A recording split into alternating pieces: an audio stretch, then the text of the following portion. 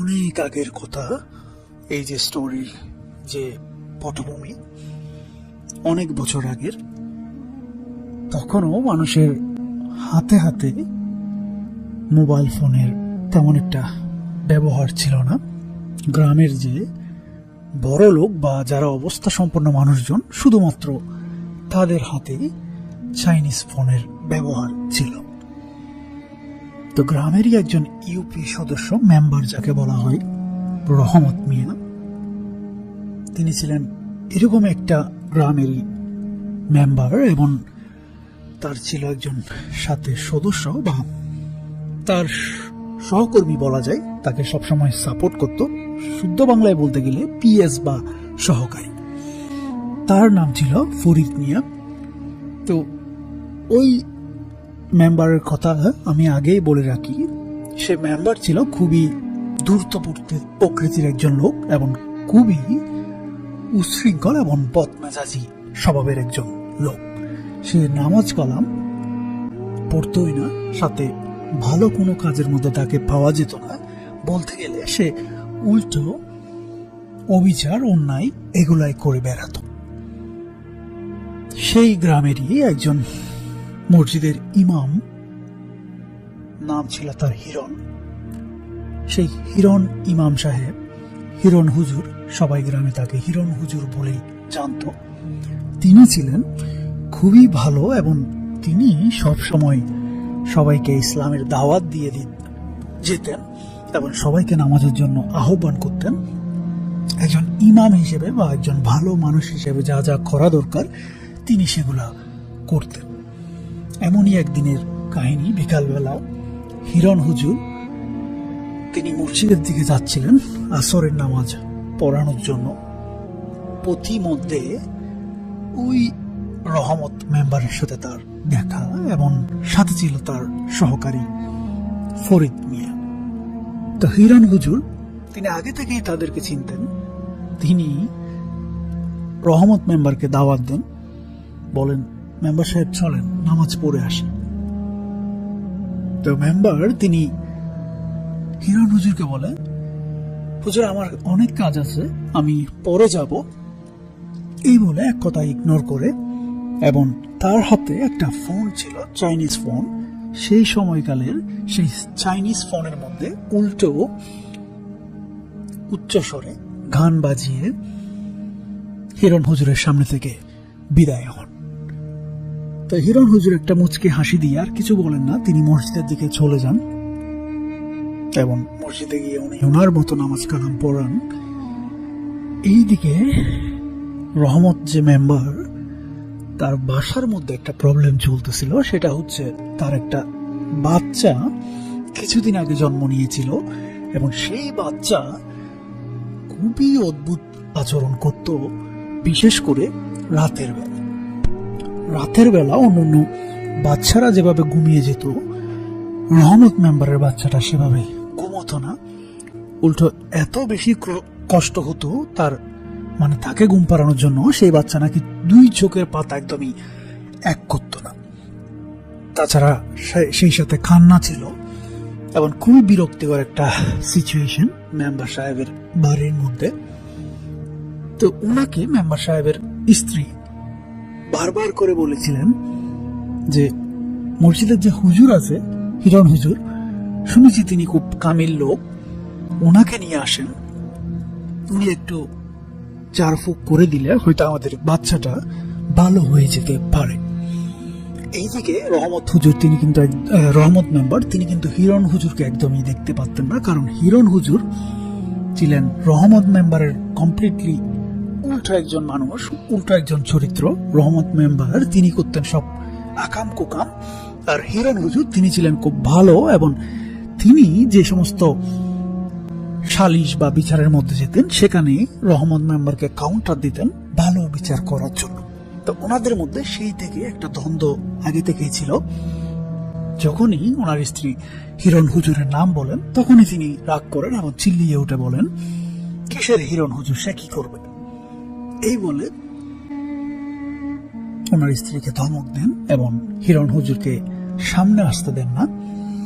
কিন্তু এই যে বাচ্চার যে প্রবলেম, সেটা আস্তে আস্তে এক কথা দুই কথা, একজনের কান আরেকজনের কান, এভাবে করতে করতে পুরো গ্রামের মধ্যে ছড়িয়ে যায় যে মেম্বার সাহেবের বাচ্চাটা খুব অদ্ভুত আচরণ করে এবং বাসার মধ্যে খুব সমস্যা করতেছে। এভাবে কথাটা আস্তে আস্তে আস্তে আস্তে সবার কানে যেতে যেতে হিরণ হুজুরের কানেও চলে যায়। তো একদিন হিরণ হুজুর নিজেই মেম্বার সাহেবের সাথে দেখা হলে তিনি জিজ্ঞেস করেন বা প্রস্তাব দেন যে মেম্বার সাহেব, আপনার বাচ্চা নাকি খুব অসুস্থ, এরকম এরকম আচরণ করে, আমি কি আপনার বাচ্চাটাকে একবার দেখতে পারি? হিরণ হুজুরের এই কথাতে মেম্বার সাহেব খুব রেগে যান এবং তিনি বলেন, আপনি আমার বাচ্চাটাকে কি করবেন, আপনি আপনার কাজ করেন। তো যাই হোক, হিরণ হুজুর বরাবরের মতো একটা মুচকি হাসি দিয়ে সেখান থেকে চলে যান, কেটে পড়েন এবং এই বাচ্চাকে নিয়ে সেই রহমত মেম্বারের প্রবলেম চলতেই থাকে। এভাবে দিন যায়, মাস যায়, কোনোভাবেই কোনো সমস্যার সমাধান হয়নি, বরং আরো বিভিন্ন ধরনের সমস্যা হতে থাকে।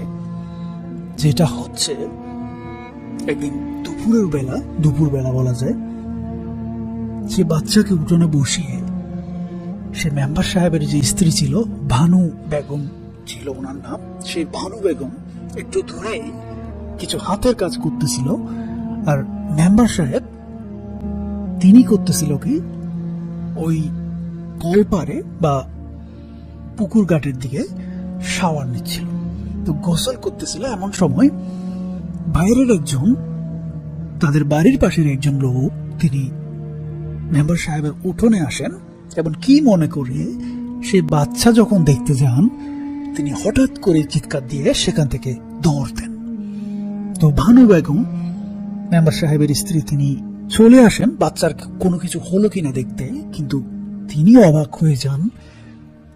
এই 2-3 মাসের বাচ্চা, যেটাকে শুয়ে রাখা হয়েছিল উঠোনের মাঝখানে, সে বাচ্চা উঠে বসেছে এবং তার চোখ আগুনের গোলার মতো জল জল করে জ্বলতেছে। এরকম দৃশ্য দেখে হয়তো বানু বেগম মা ছিল বলে তিনি সহ্য করতে পেরেছিলেন, তিনি একদমই শক্ত হয়ে যান এবং এদিকে আওয়াজ শুনতে শুনতে, সবার চিল্লা পাল্লা শুনতে শুনতে রহমত মেম্বার তিনিও চলে আসেন এবং তিনি এসে দেখেন এইরকম একটা অবস্থা দেখার পর তিনি ওখানেই দাঁড়ানো অবস্থায় সেন্সলেস হয়ে পড়ে যান।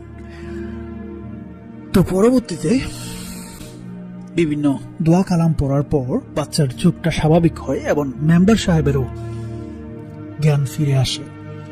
তো এইবার চারপাশের মানুষজন যখন জড়ো হয়, সবার কথা মতো হিরণ হুজুরকে ওনার বাসায় আসতে বলা হয় এবং হিরণ হুজুর প্রথমবারের মতো মেম্বার সাহেবের বাড়িতে আসেন।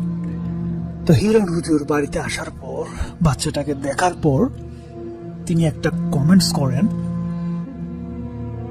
যেটা শুনে পুরো গ্রামবাসী বা চারপাশের যে মানুষজন সেখানে জড়ো হয়েছিল সবাই খুব অবাক হন। হিরণ হুজুর বলেন, এই বাচ্চা তো মানুষের না, এই বাচ্চা তো জিনের বাচ্চা।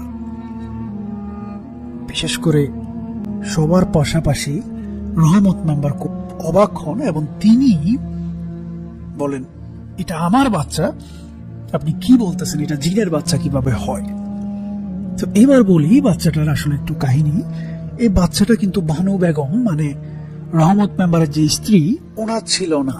রহমত মেম্বারের দুটো স্ত্রী ছিল, এর মধ্যে ছোট যে বউটা ছিল সেটা ছিল ভানু বেগমেরই আপন ফুফাতো বোন, মানে বছর খানেক আগে বিয়ে হয়েছিল মেম্বার সাহেবের সাথে। যেহেতু মেম্বার সাহেব ভানু বেগমের সাথে 5-10 বছর ধরে, দীর্ঘ সময় ধরে সংসার করতেছেন, কিন্তু কোনো বাচ্চা হচ্ছিল না, সেই কারণে ভানু বেগম নিজের ফুফাতো বোনকে মেম্বার সাহেবের সাথে বিয়ে দেন। তো সেই ফুফাতো বোনের ঘরের বাচ্চা ছিল এই বাচ্চাটা, কিন্তু বাচ্চাটা হওয়ার সাথে সাথে ভানু বেগমের ফুফাতো বোন বা ওই যে রহমত মেম্বারের যে ছোট বউ, তিনি মারা যান এবং বাচ্চাটা লালন পালন করার দায়িত্ব মা হিসেবেই ভানু বেগমের কাছে আসে। যাই হোক, হিরণ হুজুরকে সবাই ধরে এবং সবাই জিজ্ঞেস করে, এই বাচ্চা তো মেম্বার সাহেবের, হুজুর আপনি কি বলতেছেন, এটা কিভাবে জিনের বাচ্চা হয়? তো হুজুর তখন একটা কথাই বলে যে আপনার যে ছোট বউ ছিল সেই কিন্তু এই বাচ্চাটাকে ধ্বংস করেছে বা এভাবে একটা বিপদের মধ্যে ঠেলে দিয়েছে। এই বাচ্চা যে জিনের আওতায় চলে গিয়েছে বা জিনের বাচ্চা বললাম, সেটার জন্য আপনার মৃত স্ত্রী দায়ী।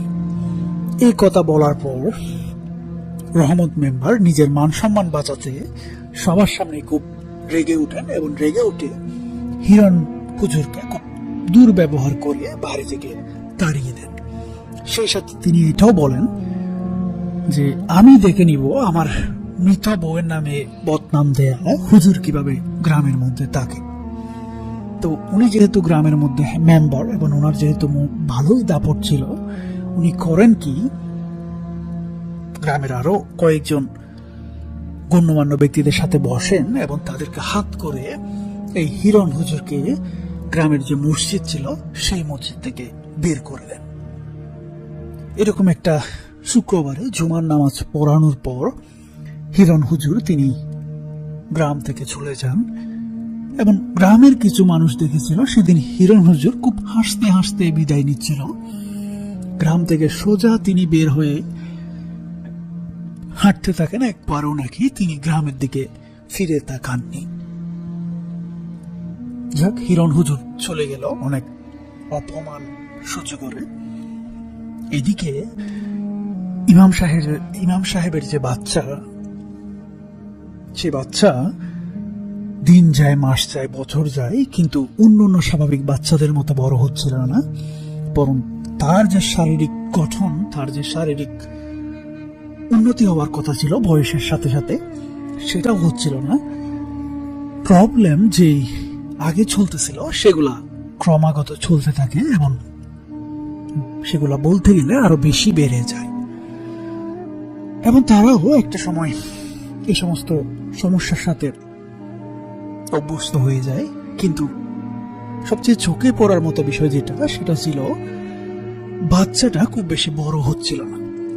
তার সমবয়সী অন্য গ্রামের বাচ্চারা খুব দ্রুত বড় হয়ে যায়, মানে যেভাবে ন্যাচারালি হওয়ার কথা সেভাবে বড় হয়ে যায়। কিন্তু মেম্বার সাহেবের যে বাচ্চা, সে বাচ্চার নাম ছিল রেন্টু। রেন্টু কিন্তু বড় হয়নি এবং রেন্টুর আচার ব্যবহার, রেন্টুর চাল চলন, দৃষ্টিভঙ্গি সবকিছু অন্য গ্রামের বাচ্চাদের চেয়ে ভিন্ন ছিল এবং বলতে গেলে রাত হলেই সেই বাচ্চার সবকিছু ভিন্ন হয়ে যেত এবং ভয়ানক রূপ নিত। তো গ্রামের যে মানুষজন, ইভেন মেম্বার সাহেবের যে বাড়ির যা আশেপাশের যে প্রতিবেশী, তারাও কিন্তু ভুল করে মেম্বারের বাড়িতে বিকালবেলা বা সন্ধ্যার দিকে আর আসতো না, কারণ এই যে জিনের বাচ্চা বা মেম্বার সাহেবের যে বাচ্চা, সেই বাচ্চাটাকে খুব ভয়ানক ভাবে হয়তো তাদের সামনে পড়ে যেতে পারে এবং সেটা দেখে যে ভয় পাওয়ার একটা ভয় ছিল, সে কারণে আশেপাশের লোকজনও মেম্বার সাহেবের বাড়ি সন্ধ্যার দিকে পরিত্যাগ করতো বা অ্যাভয়েড করত। তো এভাবে প্রায় 2-3 বছর চলে যায়, কোনো কিছুরই কুল কিনারা হয় না।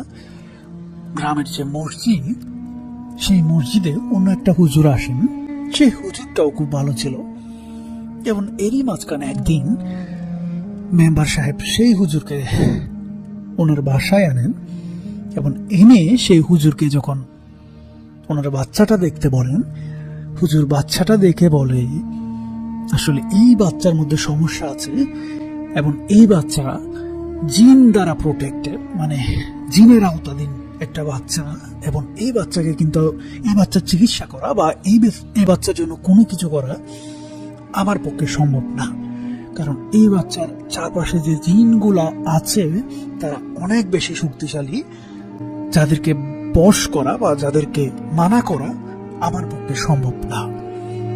এইবার রহমত মেম্বারের বিষয়টা মাথার মধ্যে ভালো করে ঢুকে তিনি চিন্তা করেন, আজ থেকে প্রায় 3-4 বছর আগে হিরণ হুজুর তিনি বলেছিলেন এই বাচ্চা তো জিনের বাচ্চা এবং আজকের যে হুজুর মসজিদের, তিনিও কিন্তু সেম কথা ওই রকমই বলতেছেন। কিন্তু এইবারের যে হুজুর, ওনার সাথে কিন্তু হিরণ হুজুরের মতো মেম্বার সাহেবের তেমন কোনো দ্বন্দ্ব ছিল না, সেহেতু তিনি চিন্তা করেন এই হুজুর তো মানে মিথ্যা বলার মানে কোনো কারণ থাকে না। যাই হোক, মেম্বার সাহেব কি করবেন বুঝতে পারেন না।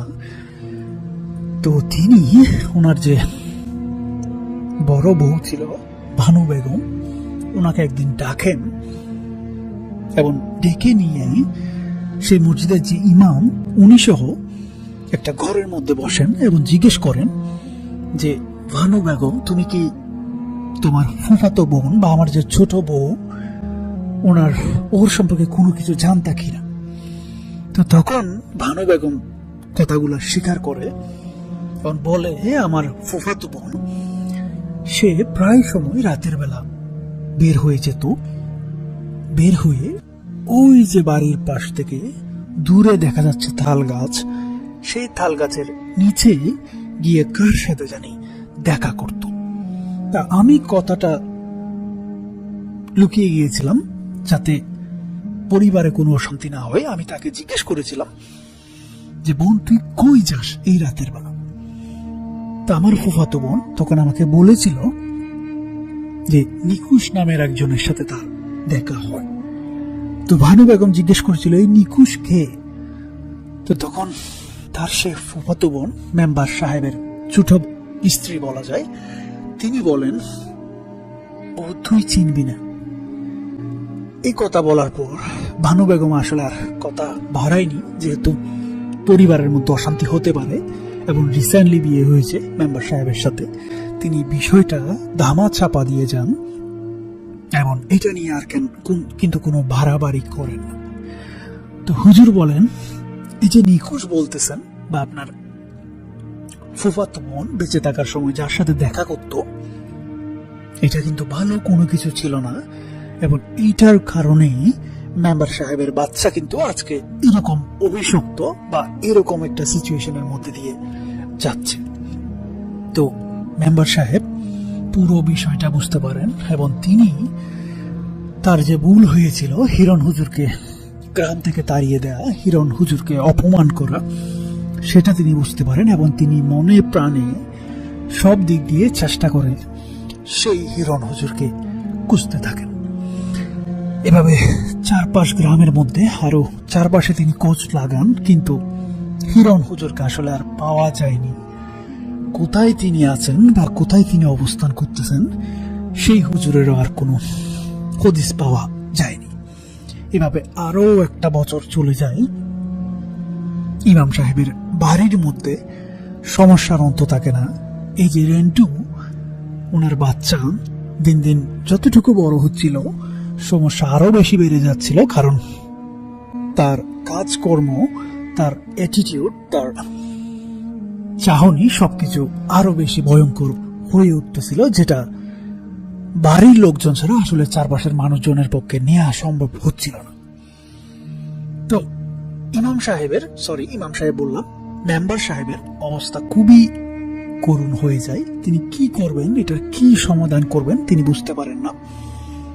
এরই মধ্যে দিয়ে হঠাৎ করে তিনি শুনতে পান হিরণ হুজুর নাকি গ্রামে ফিরে এসেছে।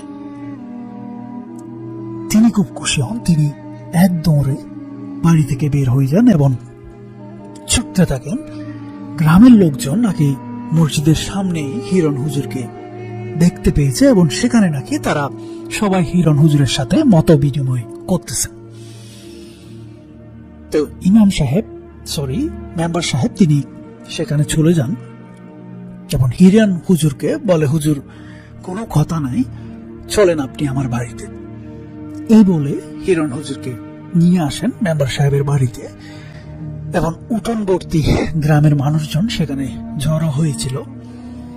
তো সবার সামনে মেম্বার সাহেব হিরণ হুজুরের কাছে মাপ চেয়ে নেন শুরুতেই এবং বলেন, সেদিন আমি আপনাকে অপমান করেছিলাম, আমার ভুল ছিল, আমি আজকে আপনার কাছে সেটার জন্য ক্ষমা চাচ্ছি, আপনি আমাকে ক্ষমা করে দিবেন এবং আপনি আমার বাচ্চাটাকে একটু দেখেন কোনো কিছু করা যায় কিনা। তো হিরণ হুজুর সবাইকে অবাক করে দিয়ে বলেন, আমি আপনাদের গ্রামে আসলাম দুটো কারণে। একটা হচ্ছে আপনাদের সাথে দেখা করার জন্য, এবং আরেকটা কারণ হচ্ছে মেম্বার সাহেবের যে বাচ্চাটা তাকে দেখার জন্য। এই কথা শোনার পর সবাই খুব অবাক হয়, এবং মেম্বার সাহেব তিনি অবাক হলেও তিনি খুব খুশি হন। তিনি সবার সামনে বলেন, হুজুর আপনি আমার ছেলেটাকে দেখেন, আপনি যদি আমার ছেলেটাকে ভালো করে দিতে পারেন, আমি সবার সামনে ওয়াদা করতেছি আমি মেম্বারি যে চেয়ারটা সেটা আমি আপনাকে দিয়ে দিব। তো হিরণ হুজুর তিনি মুচকি হেসে বলেন, মেম্বার সাহেব আমি আপনার চেয়ার নিতে পারবো না, বা আপনার দায়িত্ব আমি নিতে পারবো না। আমি এসেছি একটা দিনের জন্য, আমাকে চলে যেতে হবে, কারণ আমার কিছু গুরুত্বপূর্ণ কাজ পড়ে আছে। তো যাই হোক, মেম্বার সাহেবের ছেলেকে সেখানে আনা হয় উঠোনবর্তী মানুষের সামনে, এবং হিরণ হুজুর তিনি সেই বাচ্চাটাকে জিজ্ঞেস করে যে বাবা তুই কেমন আছিস। এইভাবে ডাকার পর সবাই খুব অবাক হয়ে দেখে মেম্বার সাহেবের যে বাচ্চাটা রেন্টু, সে খুব হাসি মুখে হিরণ হুজুরের সাথে কথা বলে, এবং যেটা অস্বাভাবিক ছিল, কারণ সেই বাচ্চা কারোর সাথে কিন্তু মিশত না, এবং কারো যদি দিকে তাকাতো সেটাও কিন্তু খুব ভয়ানক একটা দৃষ্টিতে তাকাতো। তো হিরণ হুজুরের সাথে সেটার বিপরীত হলো। সবাই আরো বেশি উৎসুক এবং আগ্রহী নিয়ে বিষয়টা দেখতে থাকে। তো হিরণ হুজুর বলে, রিন্টু আমি তোমাকে ছোটকালে দেখেছিলাম, এখন আমি তোমাকে কিছু জিজ্ঞেস করব, তুমি আমার সাথে সত্য কথা বলবা, তাহলে কিন্তু আমি তোমাকে কিছু মিষ্টি খাওয়াবো। তো এই রেন্টুর একটা পছন্দের খাবার ছিল মিষ্টি, এবং সেটার কথা বলার পর রিন্টু খুব খুশি হয়, এবং সে বলে আচ্ছা ঠিক আছে, এটা বলে সে মাথা নাড়ে, এবং ইমাম সাহেব একটা দোয়া পড়ে রিন্টুর মাথার উপর হাত রেখে জিজ্ঞেস করে, কেন পোলাটার লগে আইসোস? গ্রামের বাসায় এভাবে জিজ্ঞেস করে, এবং রেন্টুর গলা দিয়ে সবাই উঠোনবর্তী মানুষ দেখে খুব মোটা একটা কণ্ঠে জিজ্ঞেস করে, মানে বলে যে রেন্টুর মা আমারে এই পোলাটারে দিয়ে গেছে, আমি এখন ওর সাথে থাকি, ওর দেখাশোনা করি, আমি আমার নিজের পোলার মতোই ওরে ভালোবাসি। এরকম একটা মোটা মানুষের, বয়স্ক মানুষের কণ্ঠে কথাগুলা ভেসে আসে রেন্টুর গলা থেকে।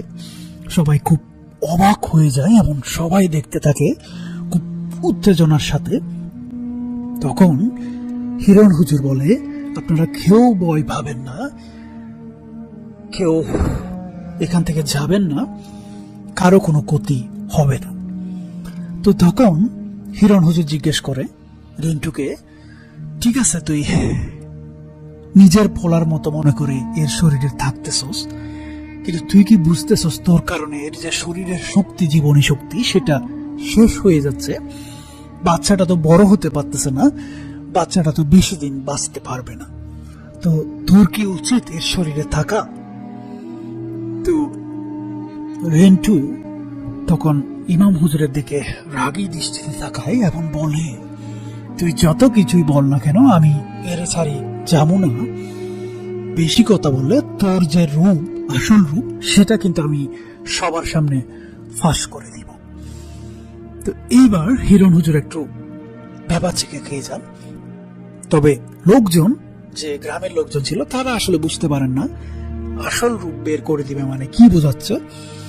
তো হিরণ হুজুর তিনি বলে, আচ্ছা তাহলে তুই যাবি না? না। তখন রেন্টু বলে খুব মোটা গলায়, না আমি যাব না, দেখি তুই আমার কি করতে পারিস। এই কথা বলার পর হিরণ হুজুর কিছু দোয়া কালাম পড়তে থাকে সবার সামনে, এবং একটা সময় সবাইকে বলে, আমাকে একটা বোতল এনে দিন। এই বলে যখন সবাই একটা বোতল এনে দেয়, তখন সে হিরণ হুজুর রেন্টুর কোমরটা ধরে তাকে একটা জাকি দেন। জাকি দেওয়ার সাথে সাথে রেন্টু প্রস্রাব করা শুরু করে, এবং হিরণ হুজুর তার প্রস্রাবগুলা সেই বোতলের মধ্যে ঢুকিয়ে ফেলে। তো ঢুকানোর পর তিনি দ্রুত প্রস্রাব সহ সেই বোতলটা বন্দি করে ফেলেন, লক করে দেন। এখন সবাইকে বলেন আর কোনো ভয়ের কিছু নাই, আমি যে বদমাইশটা ছিল এই রেন্টুর মধ্যে তাকে বন্দি করে ফেলেছি এবং মেম্বার সাহেবের বাচ্চা আজকে থেকে সম্পূর্ণ ভালো হয়ে যাবে। তো সবাই খুব খুশি হয় এবং উপস্থিত যারা ছিল তারা দেখে ওই যে রেন্টু তার স্বভাব চরিত্রের মধ্যে সঙ্গে সঙ্গে একটা পরিবর্তন চলে আসে এবং সে অন্যান্য বাচ্চাদের মতো এত মানুষজন দেখে ভয় পেয়ে যায়। স্বাভাবিকভাবে একটা বাচ্চা যদি অনেক মানুষ দেখে, অনেক মানুষজন ভিড়ের মধ্যে থাকে, যেরকম কান্নাকাটি করে মায়ের কাছে যেতে যায়, ওই রকম একটা আচরণ করা শুরু করে। স্বাভাবিক একটা বাচ্চার আচরণ যখন করা শুরু করে, ভানু বেগম তিনি এসে তাড়াতাড়ি রেন্টুকে কুলে নিয়ে নেন এবং ইমাম সাহেবও সেখান থেকে উঠে পড়েন। তিনি সবাইকে বলেন আমার এখন যেতে হবে, আপনারা থাকেন। তো সবাই মূলত মেম্বার সাহেবের বাচ্চাটার এইরকম আমূল পরিবর্তনে ওই বিষয়টার দিকে মানে ঝুঁকে পড়েন এবং সবাই বাচ্চাটাকে দেখতে থাকেন। এরই মাঝখানে হিরণ হুজুর তিনি মেম্বার সাহেবের বাড়ির উঠোন থেকে বের হয়ে রাস্তা ধরে হাঁটা দেন। তো সবাই ব্যস্ত থাকলেও মেম্বার সাহেবের যে একজন সহকারী বা সহকর্মী ছিল ফরিদ, তিনি করেন কি হিরণ হুজুরের পেছন পেছন হাঁটা দেন এবং হাঁটতে হাঁটতে হাঁটতে হাঁটতে একটা সময় প্রায় যখন গ্রামের বাইরের সীমানায় চলে আসেন, তখন হিরণ হুজুর পেছন ফিরে ফরিদকে বলে, ভাই ফরিদ, তুমি কই যাচ্ছ, আমার পেছন পেছন কেন? তো ফরিদ তখন হিরণ হুজুরকে বলে যে না হুজুর, আমি এমনি আপনার পেছন পেছন আসলাম, জানি না কি এর লাগে আমি আপনার পেছন পেছন চলে আইছি। আচ্ছা তাক, আপনি চলে যান, আমি জায়গা তাহলে। এইভাবে বলে হিরণ হুজুরকে বিদায় দেন এবং বাকি অংশটা গ্রামবাসী এবং ইমাম যে মেম্বার সাহেব তিনি ফরিদের মুখ থেকে শুনেন। তো তখন সবাই জিজ্ঞেস করে, তারপর কি হলো ফরিদ ভাই, হিরণ হুজুর কোন দিকে গেলেন? এই কথাটা বলার পর ফরিদ ভাই মানে সে মেম্বারের সহকারী, তিনি সবাইকে অবাক করে বলেন, আসলে এরপর যেটা ঘটেছিল বা আমার সামনে হয়েছিল সেটার কোনো ব্যাখ্যা, সেটার কোনো আইডিয়া আমার কাছে নাই। আমি সেদিন দেখেছিলাম হিরণ হুজুর কয়েক কদম আগানোর পর হঠাৎ করে সম্পূর্ণ মানুষের রূপ থেকে একটা পাখির রূপ নেয় এবং আমার সামনে দিয়ে উড়তে উড়তে দূরে মিলিয়ে যায়। সেদিন সেই হিরণ হুজুরের পাখি হয়ে উড়ে যাওয়ার দৃশ্যটা শুধুমাত্র ফরিদ দেখেছিল এবং খুবই অবাক হয়ে সেখানে ফরিদ দাঁড়িয়েছিল অনেকক্ষণ। এবং একটা সময় সে যখন চলে আসে বাড়িতে, সেদিন রাতেই ফরিদ স্বপ্নে দেখে হিরণ হুজুর তাকে হাসতে হাসতে বলেছিল যে ফরিদ, তুমি যে আমাকে দেখেছিলে এভাবে, ঠিক আছে, সেটা তুমি গ্রামবাসীকে বলতে পারো এবং সেই সাথে তুমি একটা কথা বলবা, আমি কিন্তু মানুষ ছিলাম না, আমি একটা জিন ছিলাম। আমি তোমাদের গ্রামে এসেছিলাম মূলত মেম্বার সাহেবের বাচ্চাটাকে ভালো করে দেওয়ার জন্য।